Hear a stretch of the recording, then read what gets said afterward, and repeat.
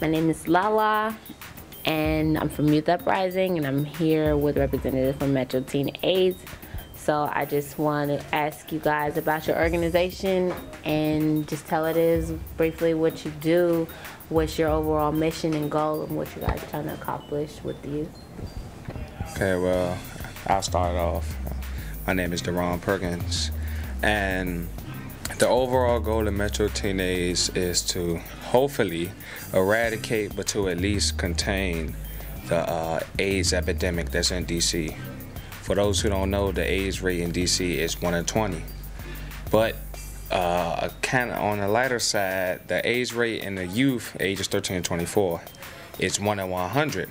So, you know, that's 1/5 of the total one. So you could tell that we're moving forward, and like the push for protection is moving up, and we just want to keep that going to the point where it could be contained, if not completely eradicated. You know, so we pass out free condoms, do free HIV, STD testing, things like that, to let everybody know, like, okay, we can control this if we keep on using protection.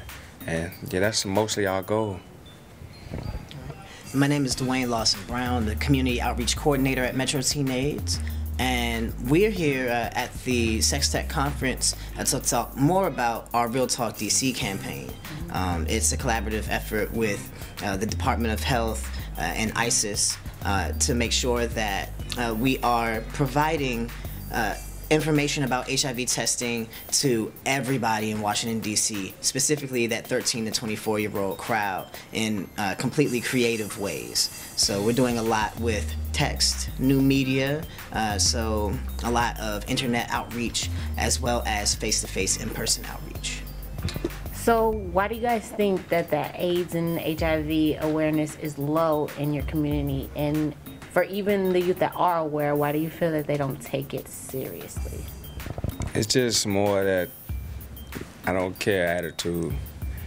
When, like, the youth in DC specifically, like, when things don't phase us as much as it would phase other people. You know, it's like, okay, yeah, everybody DC, yeah, we go hard. Yeah, this not gonna get me. I'm not gonna get AIDS because I'm straight. Or I'm not gonna get AIDS because I'm black, or whatever the dumb reason they feel like they may not catch it be. You know, they feel like you have this sense like you're unstoppable or something. And then, unfortunately, it takes something like that to happen, to awake those people to the realities of life. Also, DC has a very high poverty rate, and so when you're thinking about where your next meal is going to come from, you're more likely to do something that might put you at risk for HIV than, you know, like, you're thinking, I can't eat. If I don't eat in 7 days, I'm going to die. So 10 years, 5 years, that's not an issue. Like, HIV becomes lower and lower of a priority for a lot of folk when they're dealing with extreme circumstances. Okay. So what specific methods do you guys use to reach the youth? Like, do you do a lot of hands-on type activities? Is it more so like connecting with them through social media, or is it more like, do you have programs, do you have volunteers, internships? Like, what do you do with these youth to keep their awareness of sex education high? Okay, with the Real Talk DC campaign, it's all about, you know, we're focused around social marketing. So we have a Facebook page, a Twitter page, and then whatever website becomes the next coolest website, we'll have that page too. We try to keep upbeat with what's going on so we can relate to the people. Then we also do street outreach, where we just go in the streets in the neighborhoods that organizations usually wouldn't go to for, you know, for whatever the reason may be. And we go out there, we pass out condoms, you know, we pass out free condoms. And we also throw events. And with our events, we have like a prominent person around DC, whether it be a big-time poet, or we have the people come through, so they come for the entertainment, but then they also there for the knowledge as well. Then we do free HIV and STD testing while we're there, so it's like killing two birds with one stone. You're having fun and meeting new people, and you're also getting yourself tested.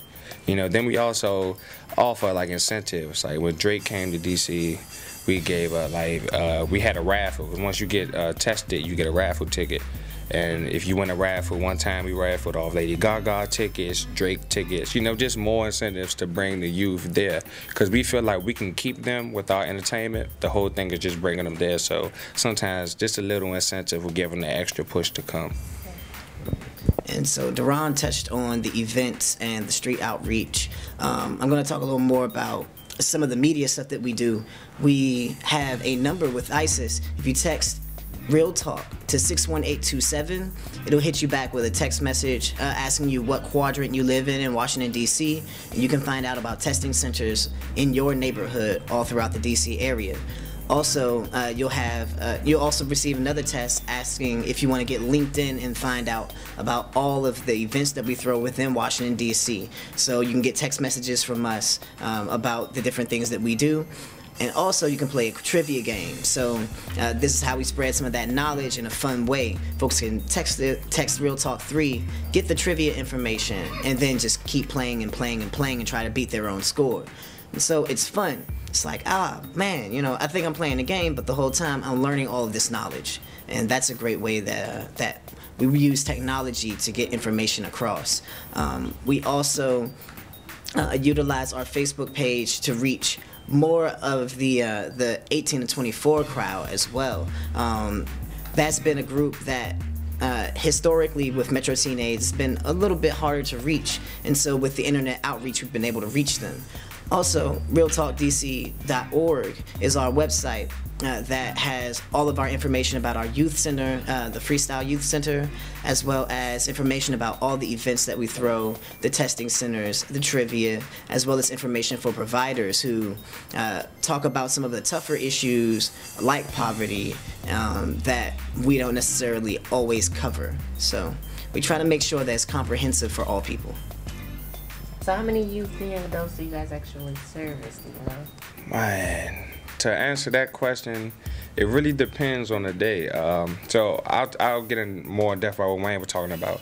With Metro Teenage, we have our youth center called Freestyle. I coincidentally have the shirt on. Oh. Freestyle.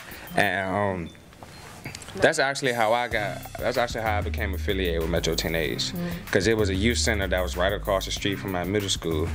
And I went there one day, and I didn't even know that they were affiliated with Metro Teen AIDS. I just thought it was a youth center. You go down there and chill, and then next thing you know, like, usually the format is from 4 to 6, free time, do whatever you want. You can get the basketball or go to the court. You can get on the computer, you can play cards, you know, you can do whatever you want to do. 6 to 8, that's when it's the main focus of the day. Now, when people hear that, you're like, okay, most of the kids will leave around 6, because that's when it sounds like it gets boring.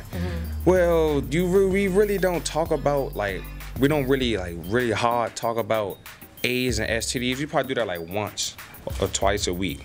You know, as most people would think, we do it every day. And when we do talk about it, we do it in, like, a fun kind of way. So it's like, one time I remember we played HIV Jeopardy. We play Deal or No Deal, dealing with it. So, you know, it was, like, that's what I appreciate about it. It keeps it fun, and that's what keeps the youth there, you know. So, like, my bad, I didn't answer your question. Well, the amount of youth that comes on Wednesdays is our most popular day, where we can reach anywhere. We can reach about 50, I say around 50 youth on Wednesdays, where we have our gender sessions, where freestyle we break it in half, where all of the girls go together, all of the boys go together. Girls talk about girl stuff, guys talk about guy stuff. But the most popular one by far is Floetic Friday, hosted by my man Dewayne. It's youth / older people / old people. You know, everybody come through, open mic kind of thing, where talk about whatever you want. We don't limit it to talking about HIV or AIDS. Most of the time that is what people talk about, but you're open to speak whatever you want to speak on. We can get up to upwards of like 200 people. Our youth center be packed. So like Friday, people had to sit on the steps because there ain't no space to stand up in there anymore. So we outreach to a lot of youth. Yeah. And so I can come back with some other numbers on that too. Within our text database, we have about 3,000 youth that have linked in to receive text messages from Real Talk DC. For our Freestyle Youth Center, roughly about 50 people per day that sign in. Then for certain nights, like the Floetic Fridays events and other larger scale events that we throw, we can have anywhere from 100 to like 300 youth. We have a few different special sort of events that we'll throw off-site, and those can reach up towards the 600 if we partner with a go-go band to throw a larger event along those lines. So one thing that's really important that I want to point out is we have a very high success rate for converting those attendees to testing. If you look at combined numbers of HIV and STI testing across most of our programs, we have nearly a 50% testing rate, and that's a very high rate for us. We feel that that's very important, especially in DC, where it's 1 in 100 for youth between the ages of 13 to 24 living with HIV, that we're actually getting people to come into events and then get information and get tested. We feel that that's a really, really powerful success. How did you guys like personally get involved? Like, what drives you to do the work that you do every day with Metro Teenage? For me, it's like a social service kind of thing. I'm the kind of person, I just like to help. I like to help, and especially help people. So if I could help around, like I'm the kind of person, if I'm on a train and the old lady get on, oh yeah, I'm gonna stand up so she can sit down. You know what I'm saying? I just like helping people. But then it's like with Metro Teenage, like the AIDS epidemic, I helped because I was one of those ignorant youth that didn't know about it. Until I started going to freestyle, I didn't know anything about AIDS, anything about STDs, you know, so I consider myself a lucky person. So it was like, I gotta do it for the people out there like me who don't know. So I make sure I spread the word wherever I go. You know what I'm saying? Anybody I meet, if you're ignorant to the facts, you're hanging around me, trust me, you're gonna know. You might as well be a certified peer educator like me, because I'm just gonna spit it at you, you know, and I'm gonna want you to bring it back to me.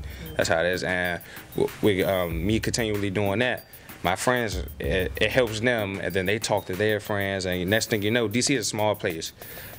It's gonna be a person where I'm gonna know a person that you know what I'm saying? Like it's that kind of small place. So it's like with an important thing gets said, it spreads around quick. You know, because everybody has the people they hang with, and et cetera, et cetera, et cetera.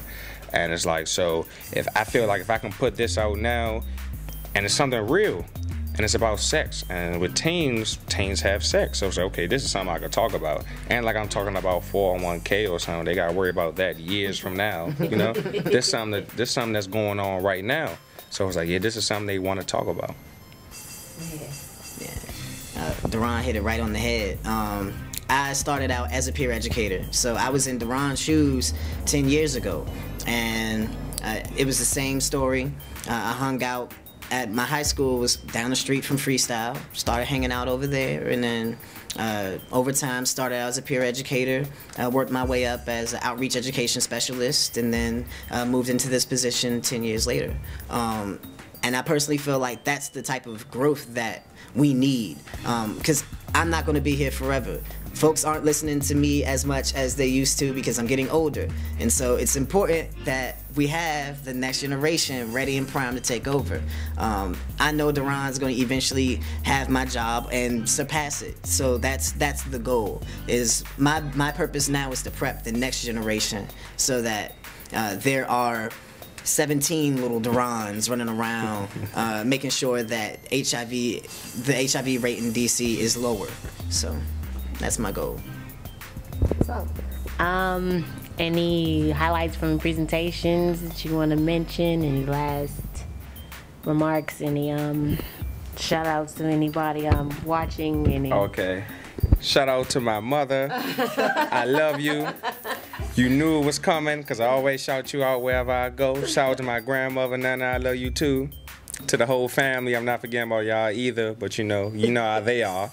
And oh yeah, shout out to DC and stay safe.